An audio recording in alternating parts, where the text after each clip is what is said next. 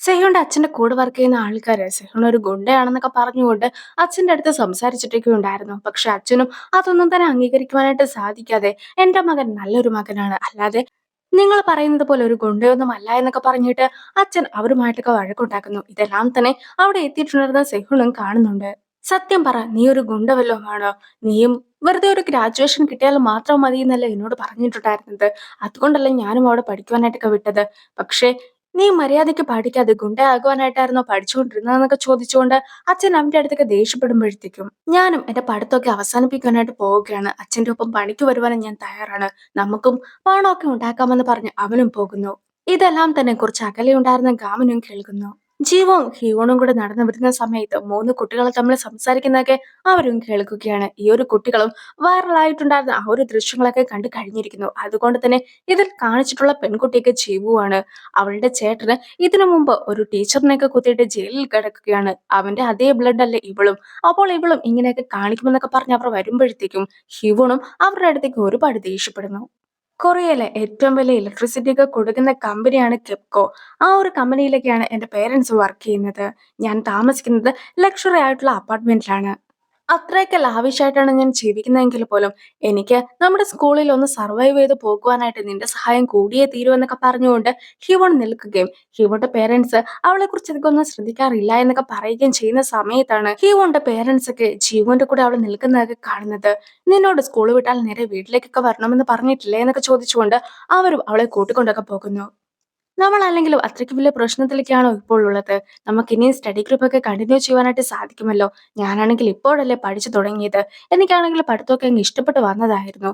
നിങ്ങൾ ആരും എന്തുകൊണ്ടാണ് ഒരു റിപ്ലൈ പോലും തരാത്തതെന്നൊക്കെ ചോദിച്ചുകൊണ്ട് ജൂണും ഗ്രൂപ്പിൽ ഒരുപാട് മെസ്സേജ് ഒക്കെ അയക്കുന്നു. ഗാമിനും അതിനൊരു റിപ്ലൈ ഒക്കെ കൊടുക്കുവാനായിട്ട് തുടങ്ങുമ്പോഴത്തേക്കുമായിരുന്നു സെഹ്യുണും ഗ്രൂപ്പിൽ നിന്നൊക്കെ ലെഫ്റ്റ് ആയി പോകുന്നത്. അതൊക്കെ കാണുമ്പോഴത്തേക്കും അവനും ആകെ നിരാശപ്പെട്ടു പോവുകയാണ്. അങ്ങനെ ഇരിക്കെ അവന്റെ അടുത്ത് അമ്മ വന്നിട്ട് എന്താണ് പ്രശ്നമെന്നൊക്കെ ചോദിക്കുമ്പോഴത്തേക്കും സ്റ്റഡി ഗ്രൂപ്പൊക്കെ ഇല്ലാതായി പോകുകയാണെന്നാണ് എനിക്ക് തോന്നുന്നത്. ഞങ്ങൾക്ക് പഠിക്കണമെന്ന് മാത്രമായിരുന്നു ആഗ്രഹം. എന്നിട്ട് പോലും അത് ഞങ്ങളെക്കൊണ്ട് ചെയ്യുവാനായിട്ട് സാധിക്കുന്നില്ല എന്നൊക്കെ പറഞ്ഞ് ഗവൻ വിഷമിച്ചൊക്കെ ഇരിക്കുന്നത് കാണുമ്പോഴത്തേക്കും ഇതിനു മുമ്പുള്ളതിനേക്കാളും ഹാപ്പി ആയിട്ടൊക്കെയായിരുന്നു നീ ഉണ്ടായിരുന്നത്. അതുകൊണ്ടാണ് നിന്നെ ഈ ഒരു സ്കൂളിൽ തന്നെ നിർത്തുവാനായിട്ടൊക്കെ ഞാനും തീരുമാനിച്ചതെന്നൊക്കെ അമ്മയും അവനോട് പറയുന്നു. ഈ ഒരു സമയത്ത് പണ്ട് നടന്ന പല കാര്യങ്ങളെക്കുറിച്ചും അവനും ഓർക്കുകയാണ്. എത്ര മോശമായിട്ടുള്ള സിറ്റുവേഷനിലാണെങ്കിലും ഞങ്ങൾ അതിനെയൊക്കെ നേരിടുമെന്ന രീതിക്ക് അവൻ എഴുതി വെച്ചിട്ടുണ്ടായിരുന്നതും സെഹ്യോണും അവനും ഒന്നിച്ചിരുന്ന് പഠിച്ചതും അവൻ പഠിച്ച കാര്യങ്ങളൊന്നും തന്നെ മറന്നു പോകാതിരിക്കുവാനായിട്ട് ഹിവണും അവന് പല പല ടാബ്ലറ്റ്സ് ഒക്കെ എടുത്തു കൊടുത്തിട്ടുണ്ടായിരുന്നതും അവൻ പഠിച്ചുകൊണ്ടിരുന്ന സമയത്ത് കുട്ടികൾ എല്ലാവരും കൂടി വന്നിട്ട് അവനെ സപ്പോർട്ട് ചെയ്തതും എല്ലാം തന്നെ അവനിപ്പോൾ ഓർത്തൊക്കെ നോക്കുന്നു. ലിയും ഡിറ്റക്റ്റീവിന്റെ അടുത്തൊക്കെ സംസാരിച്ചിട്ടുണ്ടായിരുന്നു. സൂചോള് ഫേക്ക് ആയിട്ടുള്ള ന്യൂസ് ആണ് ഇപ്പോൾ പുറത്തു വന്നിരിക്കുന്നതെന്നൊക്കെ പുറത്ത് അറിയിക്കുവാനായിട്ട് തയ്യാറാണ്. എങ്കിൽ പോലും അവനും ഒരു കേസിലൊക്കെ പെട്ടതല്ലേ. ഇപ്പോൾ അവൻ അതിന്റെ സാക്ഷിയാണ്. പോരാത്തതിന് കുട്ടികൾ പഠിക്കുന്ന അതേ സ്കൂളിൽ തന്നെയാണ് അവനും പഠിക്കുന്നത്. അങ്ങനെ ഇരിക്കെ അവൻ എത്രത്തോളം സത്യങ്ങൾ തുറന്നു പറഞ്ഞാലും അത് വിശ്വസിക്കുവാനായിട്ട് കോടതി തയ്യാറാകുമോ എന്ന സംശയമൊക്കെയാണ് ഉള്ളത് എന്നായിരുന്നു ഡിറ്റക്റ്റീവ് പറഞ്ഞിട്ടുണ്ടായിരുന്നത്.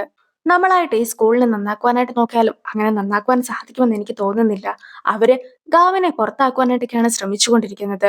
അതുകൊണ്ട് തന്നെ ഹാനോളിനെതിരായിട്ടുള്ള ശ്രമങ്ങളെല്ലാം തന്നെ ഇവിടെയും കൊണ്ട് അവസാനിപ്പിക്കുന്നതാണ് നല്ലതെന്നൊക്കെ എഡ്യൂക്കേഷൻ ഡിപ്പാർട്ട്മെന്റിലെ സാറും അവളോട് പറയുന്നൊക്കെയുണ്ട്. അവളും ഇപ്പോൾ നടന്ന കാര്യങ്ങളെക്കുറിച്ചൊക്കെ ഓർത്തിട്ട് ഹാനോളുടെ കാര്യത്തിൽ എന്ത് തീരുമാനം എടുക്കുമെന്നൊക്കെ ആലോചിക്കുകയാണ്. ഗാവിനെയൊക്കെ കാണിക്കുമ്പോഴത്തേക്കും ഗാവിനും സ്റ്റഡി ഗ്രൂപ്പ് ഒക്കെ നടത്തിക്കൊണ്ടിരുന്ന ആ ഒരു റൂമിലേക്കൊക്കെ എത്തുകയാണ്. അവനും ഫോണിലെ ഫോർമുലാസ് ഒക്കെ കേട്ടുകൊണ്ട് അവിടെ മൊത്തത്തിൽ വൃത്തിയൊക്കെ ആക്കുന്നു. ഈ ഒരു സമയത്ത് ലീ കൂടി അവന്റെ ഒപ്പമൊക്കെ കൂടുന്നുണ്ട്. പിറ്റേ ദിവസം രാവിലെ തന്നെ ഗാബിന് സെഹ്യുണെ കാണുവാനായിട്ടൊക്കെ പോയിട്ടുണ്ടായിരുന്നു.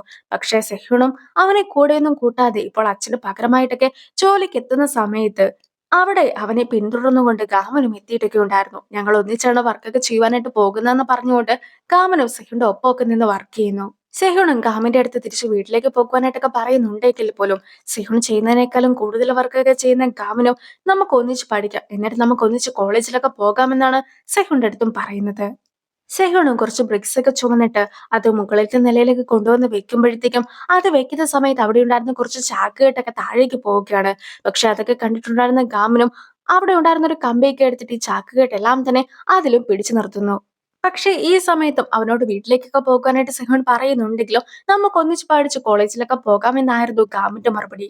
എനിക്ക് പഠിക്കുകയും വേണ്ട, കോളേജിലും പോകണ്ട, നീ തിരിച്ച് വീട്ടിലൊക്കെ പോയാൽ മതി എന്നൊക്കെ ഗാമിന്റെ അടുത്ത് സെഹോൻ പറയുമ്പോഴത്തേക്കും നമുക്ക് ഒന്നിച്ചൊക്കെ പഠിച്ചിട്ട് കോളേജിലൊക്കെ പോകാമെന്നതായിരുന്നു ഗാമിന്റെ മറുപടി. അതൊക്കെ കേൾക്കുമ്പോഴത്തേക്കും സെഹ്യൂണും ചിരി വരുന്നു. അങ്ങനെ സെഹ്യൂണെ വീണ്ടും പഠിക്കുവാനായിട്ടൊക്കെ ഗാമനും കൂട്ടിക്കൊണ്ടു പോകുന്നു. അങ്ങനെ അവർ തിരിച്ചു പോകുന്ന സമയത്തായിരുന്നു സെഹ്യൂൺ അച്ഛനെയൊക്കെ കണ്ടിട്ടുണ്ടായിരുന്നത്. സോ സെഹ്യൂൺ നേരെ അച്ഛന്റെ അടുത്ത് വന്നതിന് ശേഷം മുട്ടിലൊക്കെ നിന്നിട്ട് അച്ഛൻ എത്രത്തോളം കഷ്ടപ്പെട്ടാണ് പണമൊക്കെ ഉണ്ടാക്കുന്നതെന്ന് എനിക്ക് മനസ്സിലായി.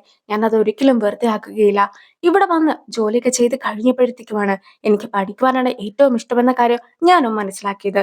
സോ അച്ഛൻ എനിക്ക് വേണ്ടി ഒരു 3 വർഷമൊക്കെ കാത്തിരിക്കണം. ഞാനും എന്റെ മാക്സിമം ശ്രമിക്കുന്നതായിരിക്കും. അച്ഛൻ ഒരിക്കലും എന്റെ കാര്യത്തിൽ പശ്ചാത്താപം തോന്നുകയില്ല. ഞാൻ അത്രത്തോളം കഷ്ടപ്പെട്ട് വലിയൊരാളായി തീരുന്നതൊക്കെ ആയിരിക്കും. അച്ഛനും എന്നോട് ക്ഷമിക്കണമെന്നൊക്കെ പറഞ്ഞ് അവനും പോകുന്നു.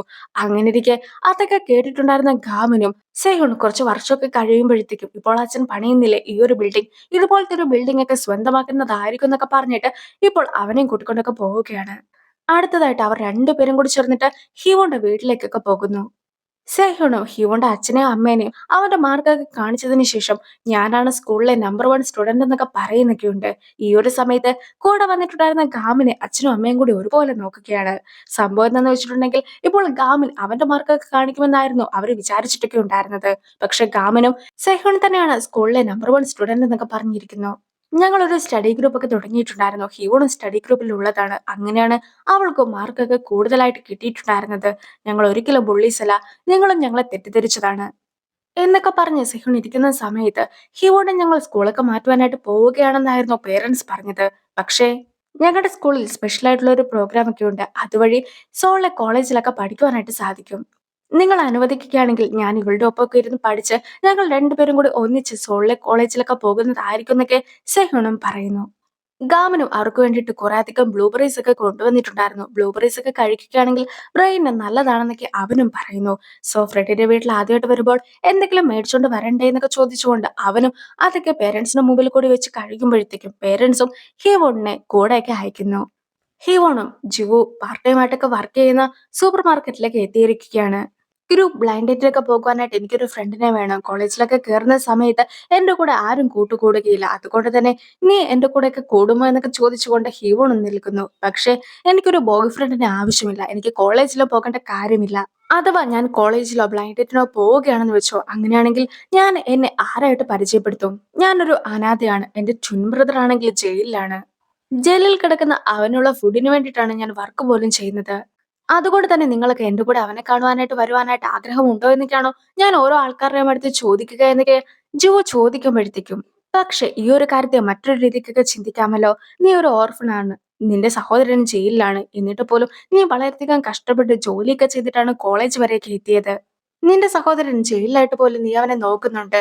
സോ നീ വളരെയധികം അടിപൊളിയാണെന്നൊക്കെ ചിന്തിക്കാമല്ലോ എന്നൊക്കെ ഹിയോണും പറയുന്നു. അങ്ങനെ ചിന്തിക്കുന്ന ഒരാളെ നിനക്ക് ബോയ് ഫ്രണ്ട് ആയിട്ട് കിട്ടുകയാണെങ്കിൽ ആ വിവാഹത്തിന് ഓക്കെയൊക്കെ ക്യാച്ച് ചെയ്യുന്നത് ഞാൻ ആയിരിക്കുമെന്നൊക്കെ ഹീവോണും പറയുന്നു.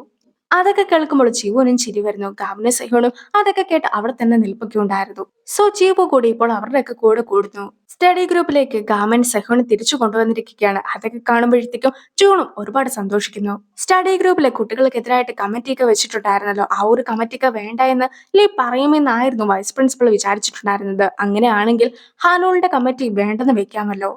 പക്ഷെ ലീവ് ആ ഒരു ഡിസിപ്ലിനറി കമ്മിറ്റിയൊക്കെ നടന്നോട്ടെ എന്ന രീതിക്കാണ് സംസാരിക്കുന്നത്. നീ എന്തൊരു ടീച്ചറാണ്, നീ നിന്റെ കുട്ടികളുടെ കാര്യമൊക്കെ അല്ലേ നോക്കേണ്ടത്. സ്റ്റഡി ഗ്രൂപ്പ് നിന്നെ വിശ്വസിച്ചല്ലേ ഇരിക്കുന്നതെന്നൊക്കെ വൈസ് പ്രിൻസിപ്പൽ ലീയുടെ അടുത്തൊക്കെ പറയുമ്പോഴത്തേക്കും സ്റ്റഡി ഗ്രൂപ്പിലെ കുട്ടികൾ മാത്രമല്ല എന്റെ കുട്ടികൾ, ഹാനോള് കുറെ അധികം കുട്ടികളെ ഉപദ്രവിച്ചിട്ടൊക്കെ ഉണ്ടായിരുന്നു. സോ ഹാനോളുടെ വിക്ടിംസ് കൂടി എന്റെ കുട്ടികളാണ്. ഞാൻ എല്ലാ കുട്ടികളെയും പ്രൊട്ടക്ട് ചെയ്യുമെന്നൊക്കെ ആയിരുന്നു അറിയിച്ചിട്ടുണ്ടായിരുന്നത്. എന്റെ സ്റ്റഡി ഗ്രൂപ്പിലെ കുട്ടികൾ എന്തെങ്കിലും തെറ്റൊക്കെ ചെയ്തിട്ടുണ്ടെങ്കിൽ അവരെ കൊണ്ട് ക്ഷമയൊക്കെ ചോദിപ്പിക്കുവാനായിട്ട് ഞാൻ തയ്യാറാണ് എന്ന് വെച്ച് ചെയ്യാത്ത തെറ്റൊന്നും അവരുടെ മേൽ ആരോപിക്കുവാനായിട്ട് ഞാൻ ഒരിക്കലും അനുവദിക്കുകയില്ല എന്നൊക്കെ ലിയും പറയുന്നു. സ്റ്റഡി ഗ്രൂപ്പിലെ കുട്ടികൾ തിരിച്ച് സ്കൂളിലേക്കൊക്കെ വരുന്ന ഒരു സീനോട് കൂടി ഈ ഒരു എപ്പിസോഡ് അവസാനിക്കുന്നു. അപ്പോൾ അടുത്തൊരു വീഡിയോ ആയിട്ട് ഇത്രയും വേഗം കാണാം. ബൈ.